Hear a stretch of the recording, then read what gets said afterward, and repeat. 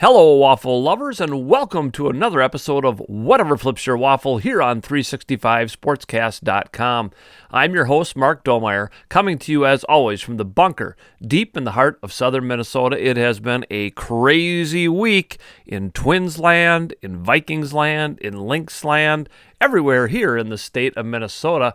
I'm glad you've decided to tune in, listen to us talk here about Minnesota sports. Welcome to those of you who tune in each and every week, and a special welcome to those of you checking things out for the first time. Sit back, relax, prepare yourself for another helping of waffles, syrup optional. One note before we begin, for those who tune in regularly, about a month or so ago, we had high school baseball coach Jeff Reese on the program talking about coaching and baseball and both of our great love of that fantastic sport. And in the last week, Coach Reese announced his retirement from coaching baseball. Over 500 wins, fourth all-time in the state of Minnesota. Congratulations to Coach Jeff Reese on his retirement. He will definitely be missed in high school baseball. After this brief commercial break, I'll be back with my interview for this week. This week, we talked to Lucas Seehafer, journalist, physical therapist, adjunct professor. Stick around. Thanks to Brian Wayne and Wayne Farms. They continue to sponsor the program this week. We're focusing on agriculture each and every week. As a result of that, this week we want to talk just a little bit about all of our county fairs and 4-H and FFA and all of those things. Our young people that are getting involved in agriculture and all the other wonderful things that go along with those programs.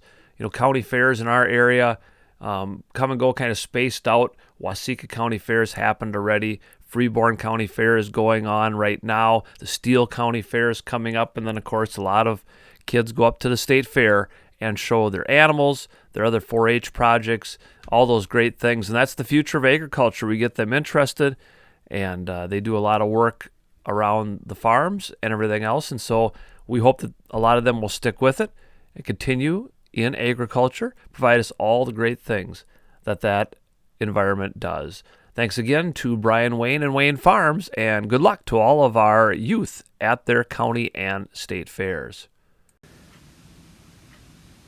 I welcome back to the program Lucas Seehafer. He was on earlier this year. We talked about the Lynx. We talked about the Twins. Lucas, he's a journalist. He's a physical therapist. He's an adjunct professor. In fact, Lucas is out in Boston right now doing a little teaching. Lucas, welcome back to Whatever Flips Your Waffle. Yeah, thanks for having me on. So this will be a fun discussion I have a feeling. Yeah, I think so.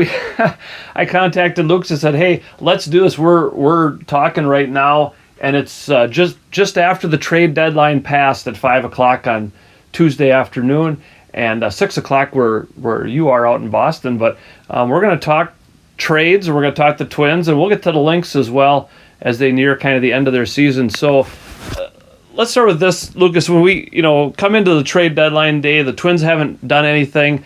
What were your expectations at the start of today? Yeah, so coming into the day, I figured they were going to make a move or two. There had been too much smoke in the fire, or smoke. So whenever there's a lot of smoke, you think there's fire around. Yep. Their needs were also so obvious that you knew they were going to pull the trigger on at least a deal or two.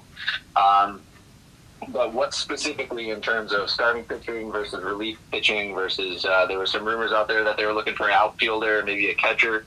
I don't think I necessarily expected all of the trades that the Twins made today, but I do think that every last one of them was needed, if that makes sense. Yeah, and I as I thought about this through the week, and I should have basically just stayed off of social media until today anyway. Everybody was getting mad because they hadn't made a deal. But the reality is most teams don't make a lot of deals right until this last day, partly because some teams haven't quite figured out if they're in the hunt yet or not, and other teams are feeling out the best deals they can get.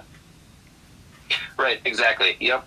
And, just like with anything in life, whether it's homework, trades, whatever, unless there's a deadline, people are just going to, wait until the last second to get it done, right? As a teacher, I know that all too well. Yeah, exactly.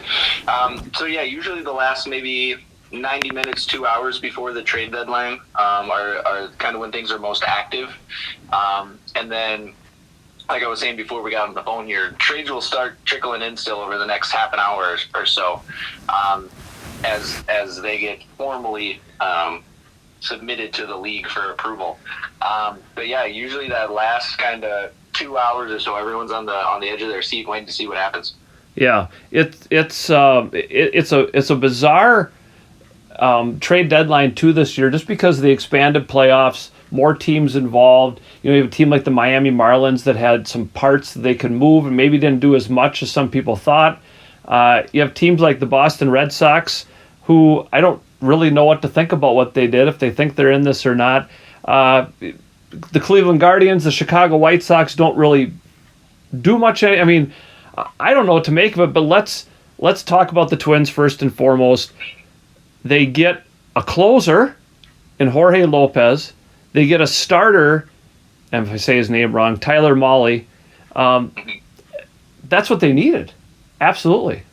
Exactly, absolutely. And then they also added closer or reliever from the Tigers. Oh, yeah. Michael Fulmer. Michael Fulmer, yeah. Yep, who's probably more of your setup man, maybe seventh, eighth inning kind of pitcher.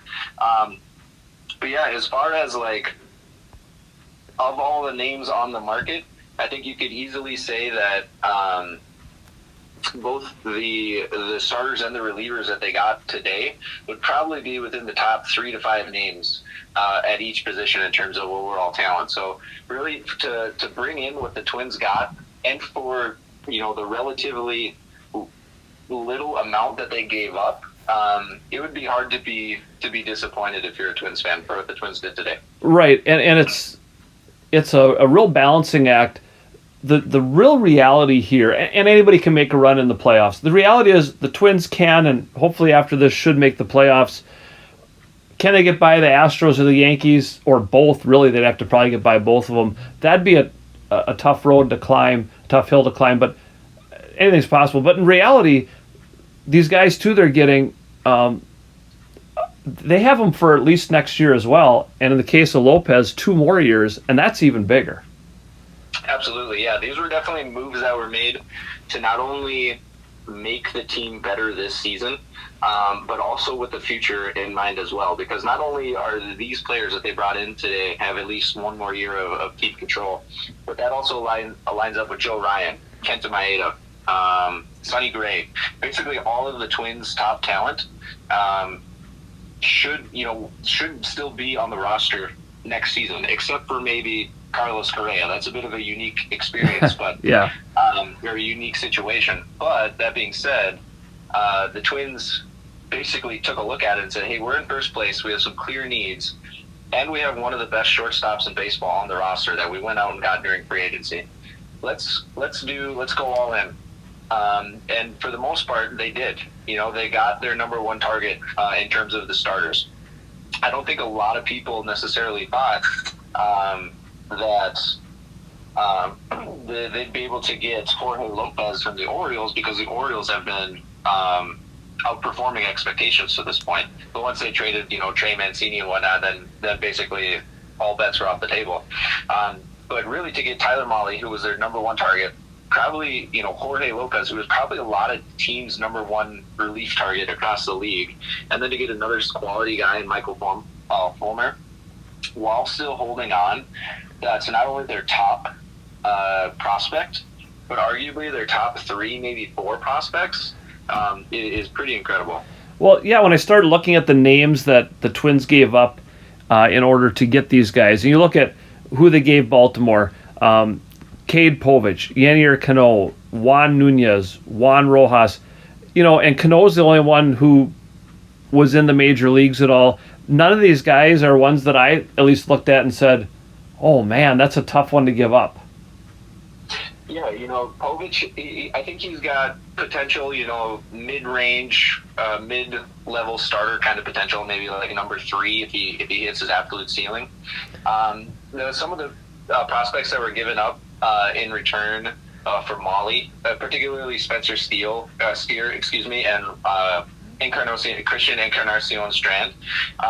they're both solid players, but they're also both probably either third baseman in the in the long run, or in Encarnacion Strand's situation, maybe a DH.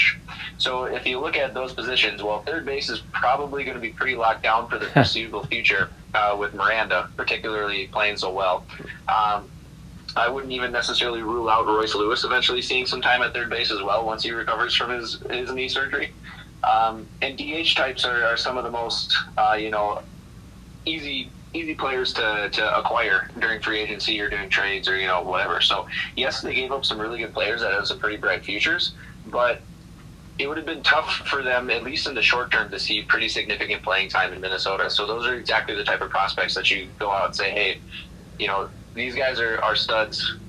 Give us one of your studs in return, and that's exactly what the Twins did. Right. And Encarnacion, Strand, and Steer are the biggest ones that I latched onto and went, oh, okay, these guys are really having good years in the minor leagues and stuff. But yeah, if you're the Twins, you want to make that run. And part of this is maybe, I just keep kind of being hopeful here, to entice Carlos Correa to think about staying.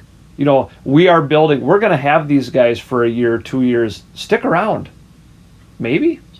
Yeah, exactly. And, if you look at a lot of the tweets and some of the comments from general manager, front office types with the Twins, they were basically saying, I think even Rocco Baldelli said it before tonight's game with the Tigers, that Correa was in his office last night saying, you guys should absolutely hold on to Jose Miranda. He's going to be a star. Don't let him go.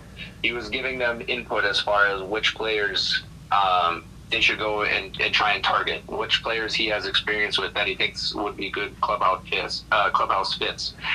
So part of that is just him being a really good teammate.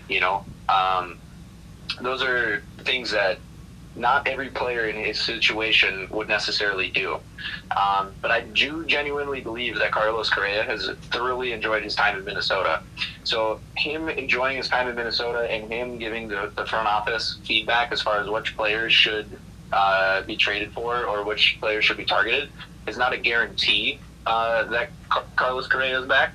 I think that no matter what, he's going to opt out of his contract at the end of the season to try and get more in free agency this coming off season. But I think any good news that's coming out that says Carlos Correa is enjoying his time in Minnesota should be seen as a positive. Yeah. Because that means they at least have a shot to re-sign him. Right. Who knows how big of a shot that is in the long run, but they'll have a shot, which is all you can ask for. And I just, he says everything right. He does everything right. And I agree with you. He will opt out. There's no doubt in my mind. But, he's not going to go back to Houston. He can't go to the Yankees. That would be just the end of the world. And if he's looking at American League, he's got to be saying, well, if I want to win, this is maybe my best shot outside of those two markets. I mean, you have a Seattle team that's up and coming and some of these others. Cleveland's going to be around and be good for a while, I think. But, yeah, I have a hope. I'm optimistic, I guess. We'll see. We got Lucas Seehafer back on Whatever Flips Your Waffle here on 365sportscast.com. It is trade deadline day, and as you listen to this on Wednesday night for the first time, we'll maybe have recovered from all that. I always find it interesting. The case of Michael Fulmer, he's just walking across the diamond tonight.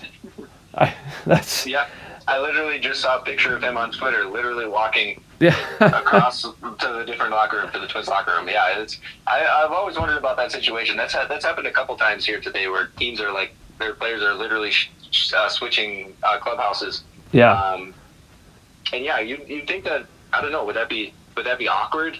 Because now all of a sudden your friends are your enemies. But it would also be a cool opportunity, especially when you're going from a team like the Tigers, who have no shot, to a team like the Twins, who are in line for the playoffs. Right. I think there'd be a lot of emotions going on.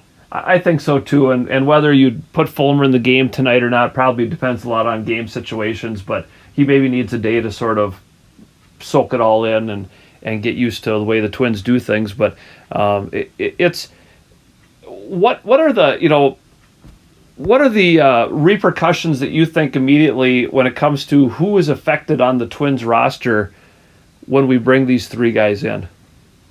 Yeah, so I think the obvious player that you have to look out for is probably Dylan Bundy, just because Molly's coming in and potentially taking his spot in the starting rotation, particularly once some of the pitchers who are injured become healthy again. So he might be someone that maybe they transition him to a bullpen role. Maybe they eventually designate him for assignment. It's tough to say at this point. Okay. But he's one name that comes to mind. We've already seen some other moves where, Miguel Sano was actually just placed on the 60-day IL again. So that frees up a roster spot and also probably signals that his days in Minnesota are, if not done, darn near close to being done. Exactly. Then Jarrell Cotton was also designated for assignment to help kind of bring on Lopez and Fulmer. So some of those more fringe guys, I think, are the ones that are going to be, the ones that the Twins aren't committed to long term, that are taking up 40-man spots, but haven't necessarily been playing all that great this season.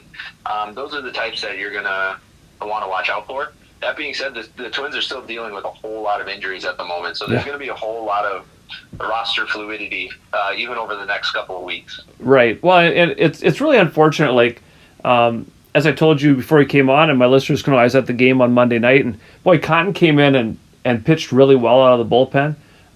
Did a nice job kind of bridging the Twins to an opportunity where they could come back and win the game. Aaron Sanchez came up to pitch Monday. I would guess that's a one-time and done thing probably as well. He looked pretty good in his debut with the Twins. But it is a business. You have to put the best guys out there and see what comes. Exactly. And yeah, you're right. Sanchez, I believe he was already designated for assignment today. And then Jarrell Cotton, he's been designated for assignment a handful of times already this season. Has gone through waivers without getting claimed. So, I mean, just because the Twins designate somebody for assignment doesn't necessarily mean they're going to be off the roster or they can't be back. My guess is that Cotton will probably fall through waivers again, accept his assignment to AAA, and he'll be back in St. Paul. Yeah. With Sanchez, I would assume probably the same thing. But I guess you never know. Yeah, it's one of those things where you come down, and the Dylan Bundy thing is interesting too. He's had these moments, and he started the season really well, and you thought, well, this is a great investment, a great chance, and it seemed like it. And he's had a few moments every now and then, but between him, Chris Archer seems to be breaking down a little bit as well, and I grow concerned. And I've thrown this idea to previous guests. I'll throw this at you as well. I'm convinced that what the Twins should do is take like a Chris Archer and a Dylan Bundy, or maybe a Bailey Ober if he gets back or whatever, and these two guys are in one game. Like Archer starts, he goes 3 innings. You bring in the other guy, you got 4 innings. Instead of Archer tonight's going to go 3 or 4 innings, and then you have a bullpen after that, and that gets really difficult on the bullpen. Yeah, and I think that does make a ton of sense. Not many teams around the league have really done that, and I'm not entirely sure as to why. But yeah, I mean, that would make a ton of sense, right? Because you don't really necessarily want Archer going, through. You definitely don't want him to face the batting order 3 times, which means he's probably limited with the amount of hits and walks that he gives up. You're probably limited to like 3, maybe 4 innings. With Bundy, same thing. You want him to go through the order once, probably 1.5, 2 times at the most. And again, you're looking at 3-4 innings. Well, if they each pitch 4 innings, boom, it's the 8th inning. Yeah. Bring in Duran. Right. Now, that could be potentially something that we see happen like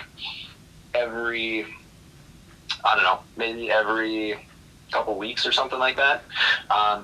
I think it would probably be more likely to happen if one of them was left-handed, because then you could just do some shenanigans to try and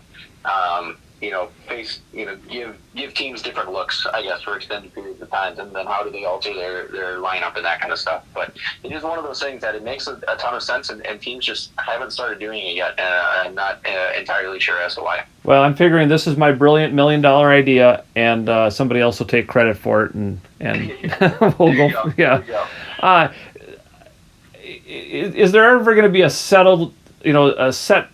rotation in the bullpen now, or is Rocco going to continue with this? It kind of depends how they're doing or who they're going to match up against, whether it's Lopez or Duran in a closer's role. It's really nice, the idea to have them in an 8th and 9th inning role and say, well, whichever way you trot them out there will probably be fine. Yeah, well, what I would imagine is probably going to happen is that you're going to see Fulmer kind of function more as that 7th, 8th inning setup guy, like I mentioned before. I think you're probably going to see Duran pitch the highest leverage spot. Now, that some night that's going to be the 9th inning. Some nights that's going to be the 6th inning, you know? Right. I think they're going to use him as kind of the, oh, there's a potential fire coming here. Let's stamp it out, or let's nip this in the bud before the fire even starts. He's going to be that kind of guy. I could see, it wouldn't surprise me if we see Lopez pitch much more in the 9th inning, just because that was his primary role with the Orioles, was pretty much just pitching in the 9th inning. And he's been, you know, other than his couple of outings against the Twins, he's had something. I think outside of his outings against the Twins, his ERA is like less than 1 this season or something like that. Yeah. So I could see him pretty much mainly being the 9th inning guy, and then Duran coming in to face, you know, maybe the 3, 4, 5 hitters, or the 2, 3, 4 hitters, whether that be in the 7th inning, the 8th inning, the 6th inning, you know, whatever. When they run their statistical analyses, they say, hey, this is the highest leverage point in the game. I think Duran will get that role. Okay, and that makes sense. If you stack up now the Twins rotation and you say, okay, let's look at the potential. We're not there yet, but the potential of a series in the playoffs. How do you stack up these starting pitchers? Provided you can set it up however you want to, you got enough rest. Who's number 1, number 2, number 3? Yeah, so I think at their peak, the top 3, I think, are going to be pretty clearly Joe Ryan, Sonny Gray, and Tyler Mahle.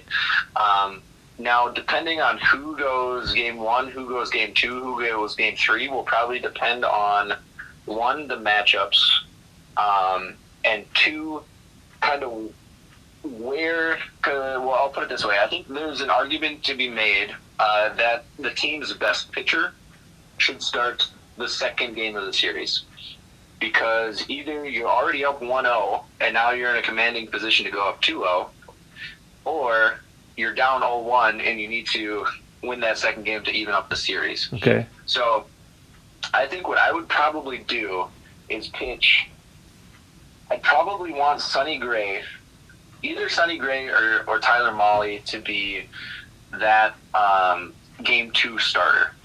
I think game 1 I'd probably go with Joe Ryan, just because he kind of has the most variance among the 3, where he can either be extremely dominant or he can be like the other night and give up 10 home runs. Right. You know, if he gives up 3 or 4 home runs in game 1 and they lose, like, yeah, it's less than ideal, but it's not. It doesn't, clinch the series for the other team. Right. Whereas with Sonny Gray, you get a little bit more experience. With Tyler Mahle, you probably get a little bit better stuff.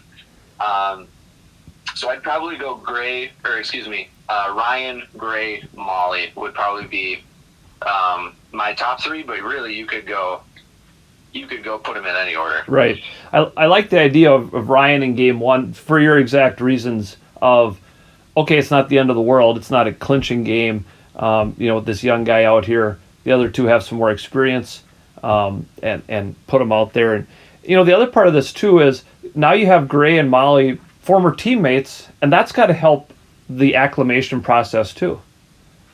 Yeah, absolutely. And once it was rumored, kind of maybe like 1 or 2 weeks ago, that the Twins were kind of honing in on Tyler Mahle, it was like, well, that makes a lot of sense because they made that trade for Sonny Gray back during the offseason. It's always easier for 2 teams to link up if they have a history of linking up, in the past. Right. I do think it's interesting that, the Reds had Luis Castillo, Sonny Gray, and Tyler Mahle, all 3 pitchers who were thought to be like really highly sought after by opposing teams, and yet they were just a terrible team over the last handful of years. Yeah. So I always find that interesting, but yeah, I think it's always easier to pull the trigger on trades with people you're familiar with.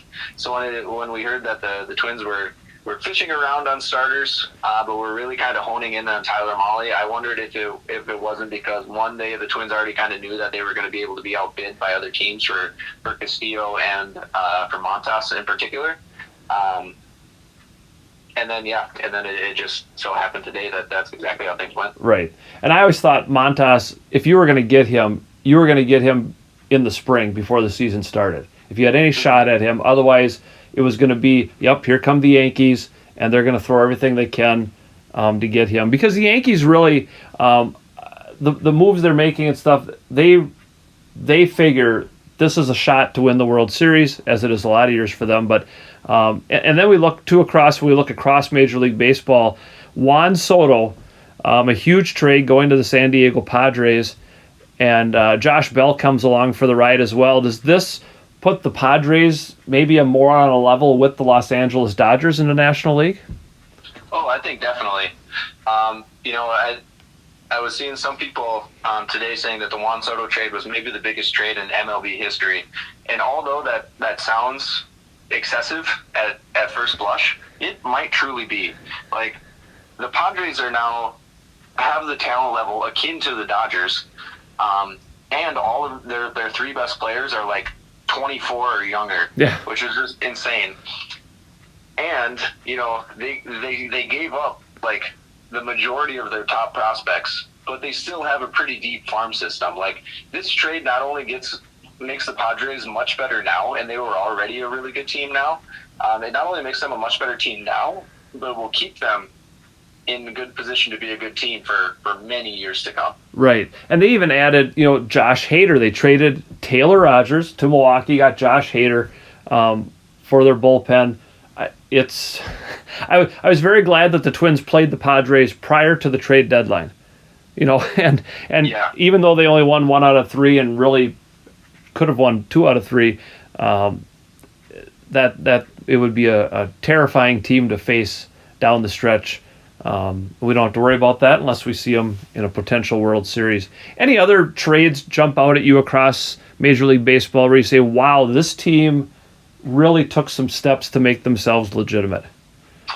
I'm actually going to take this the opposite direction. Okay. I think most of the trades that were done today were fairly respectable, and the teams that were looking to get better got better. The teams that were looking to tanked. But if you look at the AL Central right now, the Twins lead the Guardians by 1 game, I believe, and the White Sox by 3 games. The Guardians and the White Sox didn't do anything today. Right. I think the White Sox got 1 reliever, and the Guardians didn't make any trades. So we're sitting here saying, like, hey, the Twins had some obvious needs. They went and addressed them. They should be a much better team moving forward.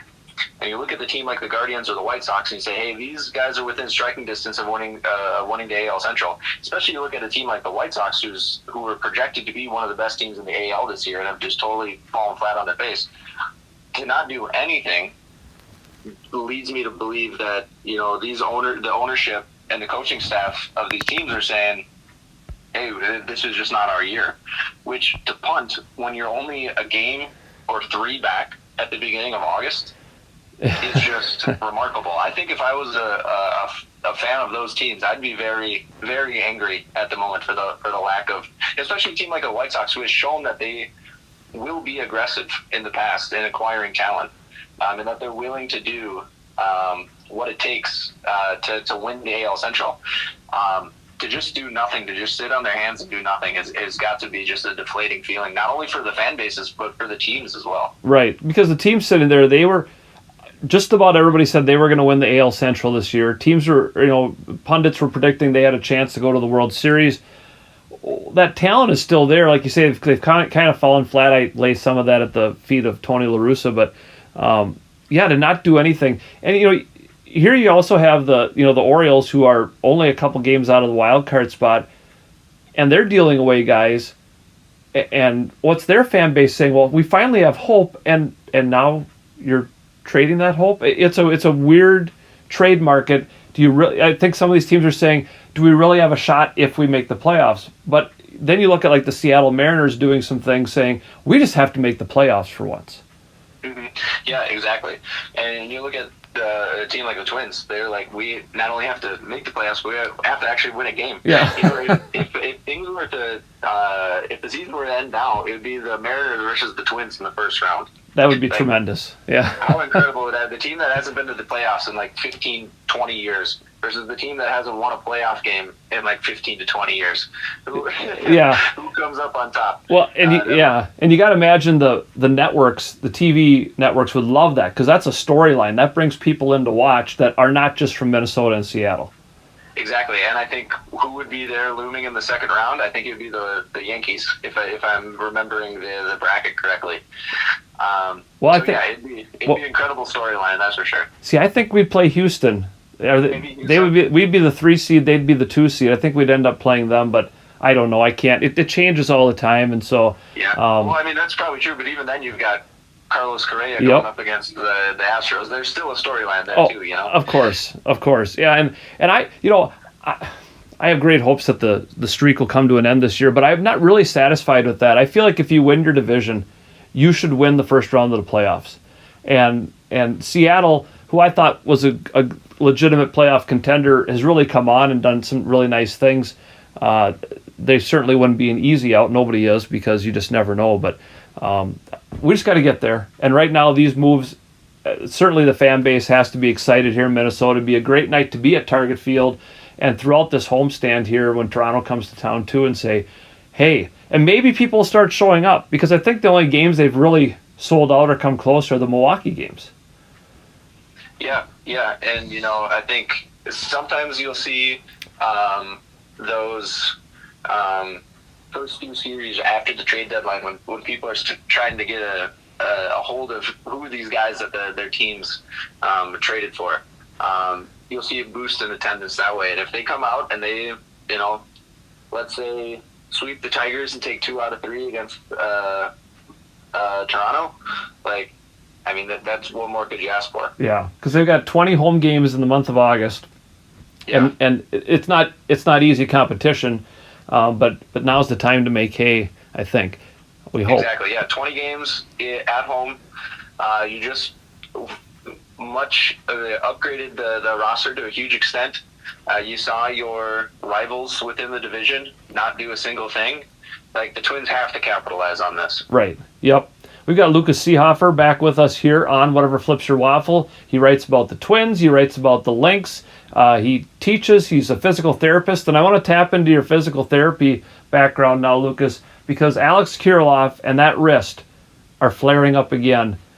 I'm really concerned, because apparently this has been bothering him for a little while. And being at the game Monday, I couldn't believe when he went into the outfield to replace Kyle Garlick, who got hurt.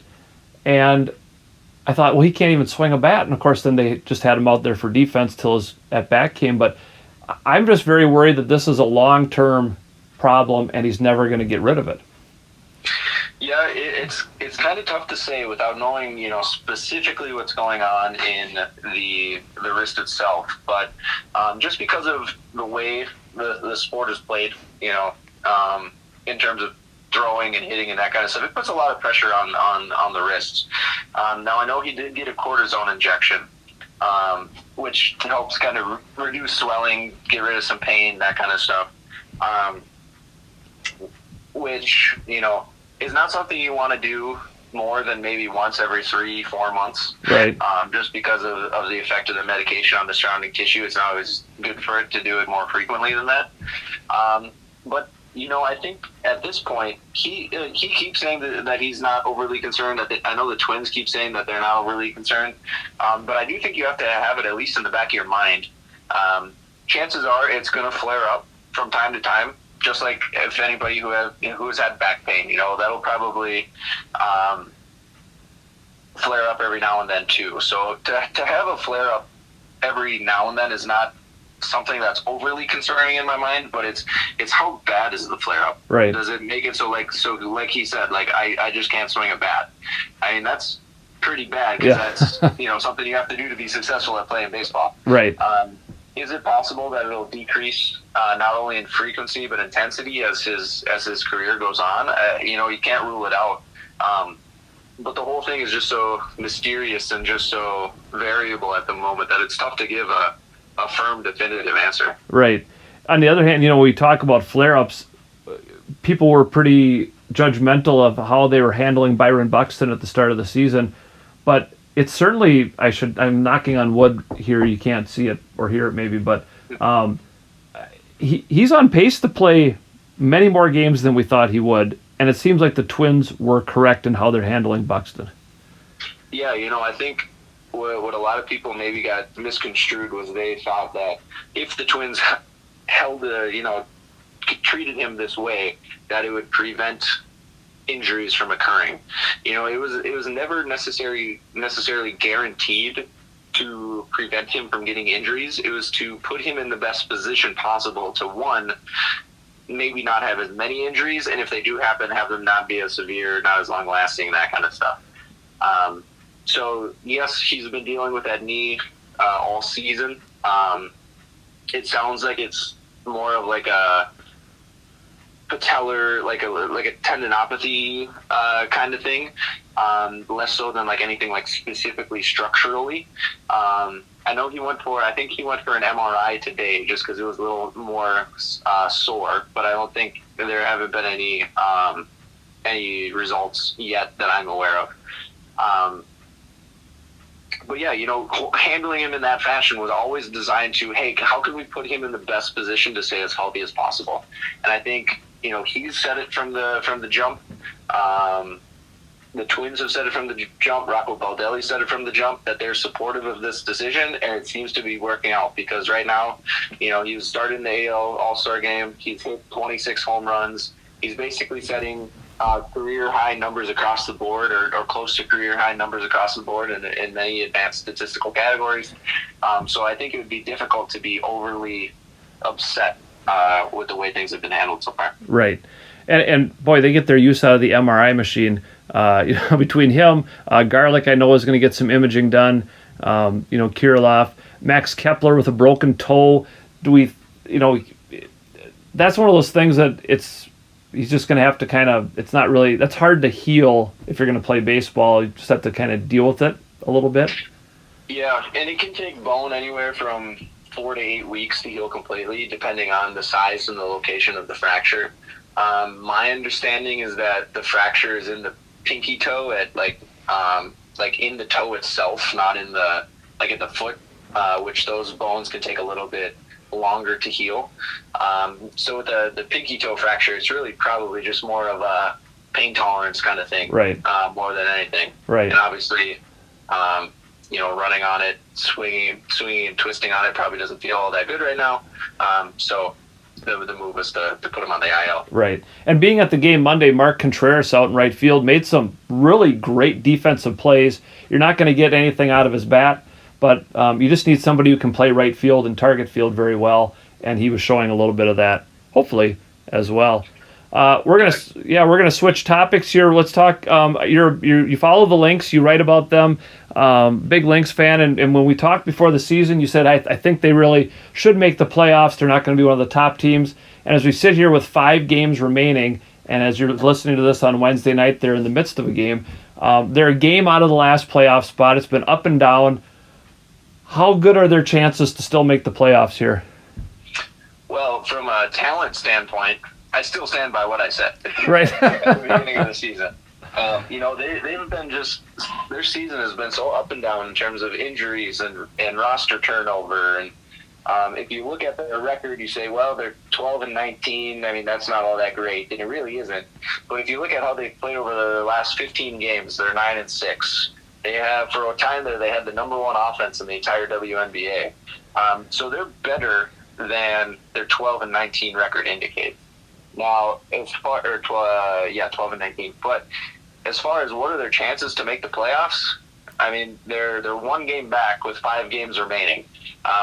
So that in and of itself tells us that the odds are probably not in their favor, especially since of their last 5 games, 2 of them are against the Seattle Storm and 1 of them are against the Connecticut Sun, who are the 2 really strong teams at the top of the standings.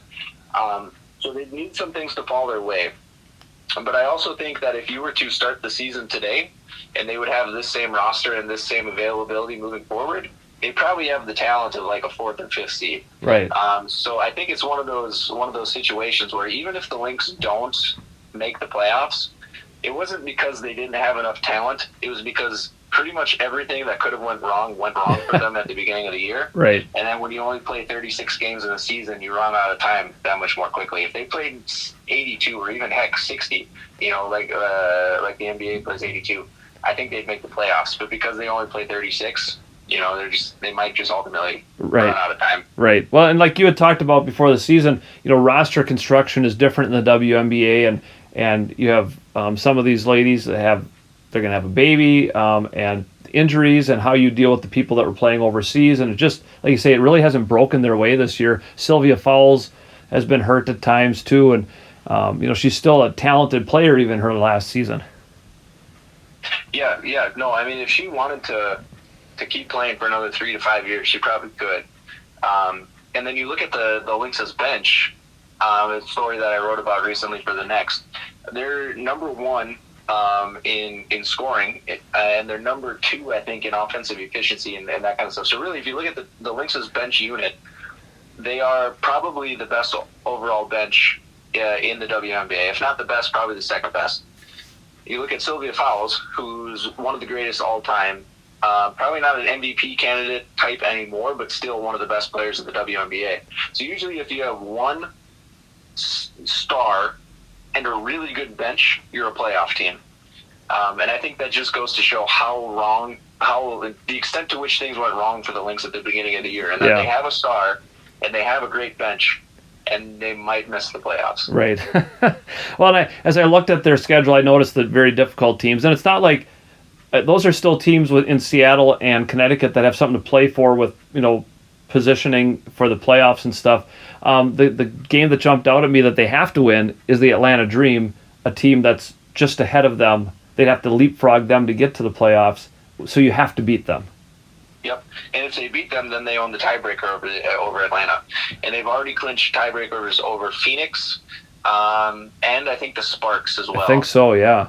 So three of the 4 teams that are ahead of them in the standings, if they beat Atlanta, they'll own the tiebreaker over them. So again, they have a great bench, they have a star, they own tiebreakers, and they're probably still going to miss the playoffs. Yeah. It's just, what can you do, Yeah, exactly. Well, it's a long streak that they've had making the playoffs that might come to an end. We hope not, but they have represented Minnesota well in professional sports, as compared to some of our other teams as well. And so they are a championship team, and sometimes we forget about that. Exactly. Yeah. Well, Lucas Seehafer, thanks for joining us again this week. It's been a fantastic day for the Minnesota Twins, and we look forward to them making that push to the playoffs. Thanks for all your insight. Yeah, thanks for having me. We'll definitely have to do this again. It's always fun chatting with you. Sounds good. And now it's time for the state of Minnesota sports. Certainly lots of things going on, as we talked about with Lucas, as far as the trade deadline goes and the Twins. But let's look around at some other areas of Minnesota sports as well. And let's look at the Minnesota Vikings. Of course, they are maybe not foremost in everybody's minds as training camp has just started, but some things that have come out of training camp so far, and the most unfortunate part is Irv Smith Jr. is out. They hope to have him back by week 1. That is their goal, but this is disappointing for a player who was out all last year, and really they were talking about how important he would be to add to this offense, but he had thumb surgery on Tuesday, and again, right now they're hopeful he'll be back in time for the Packers, but boy, that's difficult when you're dealing with a new offensive system, and you can be at training camp, but you're not getting the reps out there and that understanding when you're quite on the field of what's going on all the time. So the difficulty there of, well, all right, who's going to step in as a starting tight end if Smith isn't back? And you have Ben Ellefson and Zach Davidson and Sean Byer and Nick Muse. And you just say Johnny Munt as well is there. He played for the Rams, so he kind of knows O'Connell and knows the system a little bit. But now this brings up again, and when Troy Ramage was on talking about the Vikings last week, He brought up the idea of C.J. Ham lining up a tight end. Well, now more than ever, that sure makes a lot of sense. And as I was perusing Twitter today, around all the Major League Baseball trades, I saw somebody suggest that as well, that C.J. Ham could perform as a tight end. We know he's a great blocker. We know he can receive some out of the backfield. He's not an Irv Smith Jr., of course, when it comes to talent, but there's a possibility. And O'Connell, again, I think is creative enough and is certainly smart enough, hopefully, that he sees these sort of opportunities, and you might as well try it. Because if right now they're saying we hope Smith is back in time for Green Bay on September 11th, instead of, well, we know he'll be back, it'll be fine. That leaves a little bit of lingering doubt here in this fan's mind as far as, what's going to happen when it comes to that. The Vikings will have another show before they play their first preseason game against the Las Vegas Raiders on August 14th. And again, only 3 preseason games since they went to the 17-game schedule. They'll play the Raiders, they'll play the 49ers, and they'll play the Broncos. And really, you don't always see everything you get, but good matchups in the preseason, against 3 teams that think they can contend this year. The Raiders certainly are thinking that they're in good shape now after their off season, and the 49ers, of course, we know are there. They've knocked off the Packers last year in the playoffs. They've re-signed Deebo Samuel, and then the Broncos getting Russell Wilson. There's a lot going on there, and some good talent that the Vikings can make some decisions on, can play some things out before they have to go and face the Packers at U.S. Bank Stadium in Week 1. So some excitement building. We talked too with Troy last week about Andrew Booth Jr., Lewis Cine, and their possibilities of starting in Week 1. And both of them have come out and impressed early on in training camp. In fact, day 1, Andrew Booth picked off Kirk Cousins. And you might say, oh, well, it's just Kirk Cousins. But the reality is Cousins is a pretty accurate passer. And so, Booth, broke on that and made a good play. You see these highlights out there from training camp. You see the reports, and everybody's hunky-dory and happy and stuff. But it's going to ramp up as they have some more of their contact practices. And these young guys are going to try to impress. And again, to me, the offense is going to be fine. Even with Smith hurt, and even if he's not ready to start the year, the offense is going to be fine for the Vikings. It's the defense that concerns me. And I'm most interested in the preseason to watch and see how the defense does and what they some of the changes. And again, they're not going to show all their cards. But they're going to have to do some things to get these guys used to game situations in a new defense that they're not used to playing in. I also read a story this week in the Star Tribune about how they're settled at kicker. And you don't hear that often in the Minnesota Vikings territory. Greg Joseph is your kicker. And, of course, that's probably the kiss of death when it comes to Minnesota Vikings history. But hopefully Joseph was more than competent last year. People tend to remember the big kicks that he missed, but there were a lot of big kicks that he made as well. And that's pretty important, too. When we, we'll keep up with the Wild, not the Wild, with the Lynx. I'm thinking about the Wild, but with the Lynx and see what happens next week. We'll be able to more accurately kind of figure out if their off-season is starting or not. I was thinking of the Wild because I saw something where Kasparov is on his way back over from Russia. There were concerns, of course, with the state of affairs going on in Russia, and that he was maybe stuck over there, but he's on his way back to Minnesota, and so Wild fans can breathe a sigh of relief. One of their better players, and he'll be there and ready to go for the start of when NHL preseason training starts up as well. Let's finish off talking about the Twins. We've been very Twin-centric, and of course, that's what happens. Last year this time, nobody cared about the Twins anymore. At the trade deadline, they were making trades to try to gain prospects because they weren't going to be in the playoff hunt. And then people turned and thought about the Vikings a lot more. now you don't have to think about that. Now it's kind of that balancing out of, hey, we're still excited about the Twins. And I think my greatest problem could be, hey, if we get to September and the Vikings are playing and the Twins are in the playoff hunt, I'm balancing this show out a little bit, and that'll be a good problem to have. Hopefully we'll have that. But as I mentioned to Lucas, I was at the game Monday with my wife and my son and his girlfriend, and what a tremendous game. I hadn't been to Target Field since 2019 because, well, COVID and then COVID again, and it was a little difficult. And actually in 2021, we were in Seattle and saw a Mariners game against Houston, so we saw a Major League Baseball game, but it was good to be back in Target Field. We were out in right field, fantastic seats. It was a beautiful night, absolutely gorgeous, and to see the Twins win in walk-off fashion. I have been proclaiming on the show my admiration for Gio Urshela all year. I think he's been so solid for this team. I don't have the stats in front of me, but I think he's probably played in more games than anybody else has. Just coming back from paternity leave, and as my wife said, he hit that home run for his newborn daughter. After he hit it, it was tremendous to be at a ballpark like that. And there was no energy up until the 8th inning. The Twins were pretty lackluster, and you started to wonder, here we go again. But now, again, as you're listening to this, they'll have finished off their game against their series against the Tigers, hopefully a sweep, but at the very least 2 out of 3. My concerns with Chris Archer going on Tuesday night are very real. And then Toronto comes to town for 4, and Toronto bolstered their lineup and roster a little bit. As I saw after I was done talking to Lucas, they also picked up Whit Merrifield from Kansas City. There's a guy who likes to hit Twins pitching. So that'll be it'll be a good weekend for the Twins. It's their Hall of Fame induction weekend as well. And then they take a road trip out to the West Coast again. They play the Dodgers and they play the Angels.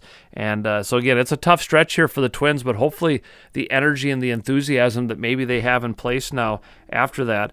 But again, as we mentioned too, 20 games at home in the month of August. You got to win these games. You have to win 2 out of 3, 2 out of 3, 2 out of 3, or in the case of Toronto, 3 out of 4, at least split with Toronto. Again, I said at the start of the season, I thought the Toronto Blue Jays were my favorite to make the World Series from the American League. I still think they have a very real chance, but it's time for the Twins to show that they have a chance as well. And that's the state of Minnesota sports. And now it's time for This Week in Minnesota Sports History. On August 3rd in 1987, Twins pitcher Joe Niekro was caught with a nail file on the mound in an 11-3 win on the road against the Angels. It's kind of humorous if you look up the video footage of that as he tries to nonchalantly toss it aside, and it's noticed by the umpires. He was, of course, ejected from the game, suspended for 10 games, which meant he missed 2 starts. But, of course, he took advantage of that, went on the David Letterman show, and kind of had a good time with the whole thing with a big power sander and things of that nature. In 2007, the Twins lost to Cleveland 5-2 in the Metrodome. Justin Morneau became the first Twins first baseman to not record a putout. He didn't make any outs at first base, either thrown to him, caught by him. First time that had ever happened in Twins history. In 2019, on August 3rd, the Twins inducted Joe Nathan into the Team Hall of Fame. The Twins went on to beat the Royals 11-3. Nathan, of course, one of the all-time great closers on the Twins. We sure wouldn't mind a Joe Nathan these days. On August 4th in 1985, Rod Carew got his 3,000th hit, but he was an Angel at the time and playing against the Twins. Frank Viola was on the mound, gave up that hit, and the Angels won 6-5. On August 4th in 1988, Alan Anderson became the first Twin to pitch a complete game with no strikeouts and no walks in beating the Blue Jays in Toronto 2-1. Alan Anderson, a name you don't hear quite as much, but he was a good pitcher while he was here with the Twins, won the ERA title one year.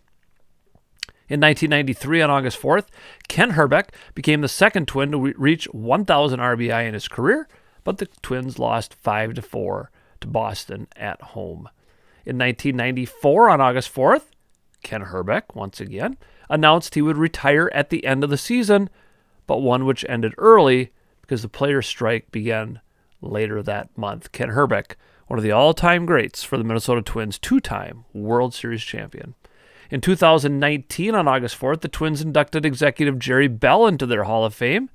And then Devin Smeltzer gained his first Major League Baseball win in a 3-0 victory over the Royals. Smeltzer went 6 shutout innings. I remember watching that game on TV, being very excited. When a young man is able to accomplish something like that, it's always a good deal. On August 5th in 2001, Kirby Puckett and Dave Winfield were inducted into the Major League Baseball Hall of Fame. Puckett, of course, spent his whole career at the Twins, and Winfield at the very end, though Winfield was from Minnesota in the first place. In 2018, on August 5th, the Twins inducted Johan Santana into the Team Hall of Fame and then beat Kansas City 6-5. Are you noticing a trend here? Seems like they like to play the Kansas City Royals at home when they induct people into the Hall of Fame, then go out and beat them. On August 6th, in 1967, the Twins' Dean Chance threw a perfect game in a 2-0 win over Boston, although it was called after 5 innings because of weather. So the game was official, but that is not officially recognized as a perfect game or a no-hitter. Chance would go on to throw one later in the month. A no-hitter, not a perfect game, a no-hitter. In 1983, on August 6th, the Twins, we're twin-centric, the Vikings beat the St. Louis Cardinals in London in the first ever exhibition game in Europe. The score was 28-10. In 2013, on August 6th, Andrew Albers threw 8 1/3 scoreless innings in his Major League Baseball debut in a 7-0 Twins win in Kansas City. This was the longest debut shutout in Twins history, 8 1/3 innings. On August 7th, in 2009, the Twins acquired Carl Pavano in a trade with Cleveland. Pavano did well when he was healthy here with the Twins. On August 8th, in 1987, Hall of Famer Steve Carlton won the final game of his career in a 9-2 win over Oakland at the Metrodome. That was his 329th career win. In 1988, on August 8th, the Twins pulled off their second triple play of the season in a 7-2 win over Cleveland on 8/8/88. On August 9th in 1997, Brad Radke's 12 straight wins as a starting pitcher come to an end with a loss to the Yankees of all teams. He had been only the third pitcher since 1950 with a streak like that. I went to quite a few Twins games that year. They had season tickets for $1 a piece, and a group of us got a bunch of them and went to games. And I think my buddy Rick and I probably saw Radke pitch in 3 of those wins that he had in that streak. He was really, really a tremendous pitcher, especially that season. Well, that'll do it for another helping of waffles here at 365sportscast.com. I'm glad you decided to come and spend an hour with me, and I hope you'll continue to tune in each and every Wednesday at 8 o'clock Eastern, 7 o'clock Central. If you can't catch the original broadcast, each week's episode will replay every evening at that same time at 365sportscast.com. You can also check out past shows on Spotify and YouTube. Remember, if you want to be part of the process, if you have any comments, you can email me, waffleflipper22@gmail.com, or message me on Twitter at MrD1973. We'll be back next week for another look at the world of Minnesota sports. What will the Twins look like a week removed from the trade deadline? The Vikings will be closing in on their first preseason football game.